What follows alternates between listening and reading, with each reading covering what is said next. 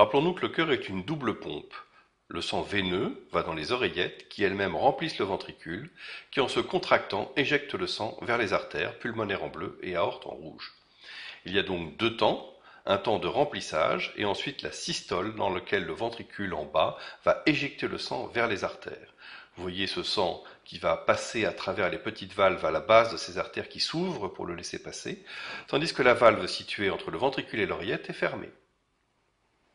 Pendant la diastole, au contraire, les oreillettes remplissent le ventricule, les valves s'ouvrent et permettent au sang de passer, tandis qu'elles vont se fermer lorsque le ventricule va se contracter. Les grandes valves entre l'oreillette et le ventricule s'appellent la valve mitrale et la valve tricuspide, tandis que les petites valves à l'origine des artères sont la valve pulmonaire et la valve aortique. Nous allons nous intéresser plus particulièrement à la valve mitrale, valve qui sépare le ventricule gauche de l'oreillette gauche et empêche donc le sang de refluer vers l'oreillette au moment où le ventricule se contracte. Imaginez deux demi-parachutes qui s'accoleraient au moment où la pression augmente dans le ventricule et qui obtureraient l'espace entre ce ventricule et l'oreillette. Vous voyez en effet des sortes de cordes et des membranes qui s'accolent. C'est exactement comme ça que ça fonctionne. Et d'ailleurs, si on regarde ces deux membranes, de dessus, ça ressemble au chapeau d'un évêque, donc une mitre, d'où le nom de valve mitrale. Vous regardez aussi peut-être le coin supérieur gauche de l'image où vous voyez un trou noir qui s'ouvre et qui se ferme. En fait, c'est la base de l'artère aorte, artère qui va s'ouvrir au moment où la valve mitrale se ferme et vice-versa qui va se fermer au moment où la valve mitrale s'ouvre afin que le sang ne reflue pas.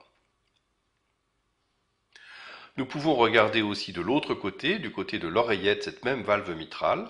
Cette fois-ci, nous voyons la partie supérieure des deux demi-parachutes qui s'accolent au moment de la systole et empêchent le sang de rentrer à l'intérieur de l'oreillette. Sur cette modélisation numérique, vous allez encore mieux comprendre le fonctionnement des valves. La valve tricuspide et la valve mitrale séparent les ventricules des oreillettes et en haut à la base des artères, la valve pulmonaire et la valve aortique empêchent le sang de refluer dans les ventricules. Vous reconnaissez les valves mitrales et aortiques à leur cordage et à leur membrane qui s'accolent pour empêcher le sang de refluer. Côté oreillette, vous avez l'oreillette gauche avec son sang rouge et l'oreillette droite avec son sang figuré en bleu qui envoient le sang dans leurs ventricules respectifs. Vous voyez les membranes s'accoler et empêcher au moment de la systole le sang de refluer vers les oreillettes. Malheureusement, cette belle mécanique peut s'altérer et dans certaines circonstances, comme des infections, mais aussi comme certains médicaments, la valve va s'altérer. Les feuillets vont devenir plus rigides, plus fibreux et ne vont plus s'appliquer correctement l'un sur l'autre. Il va y avoir une fuite. On parle parfois de régurgitation, comme un bébé qui rejetterait son lait. Au moment où le ventricule se contracte, du sang va repartir vers l'oreillette, synthétisé par ce nuage blanc que vous voyez, et ne va pas être utile à la circulation puisqu'il repart en arrière.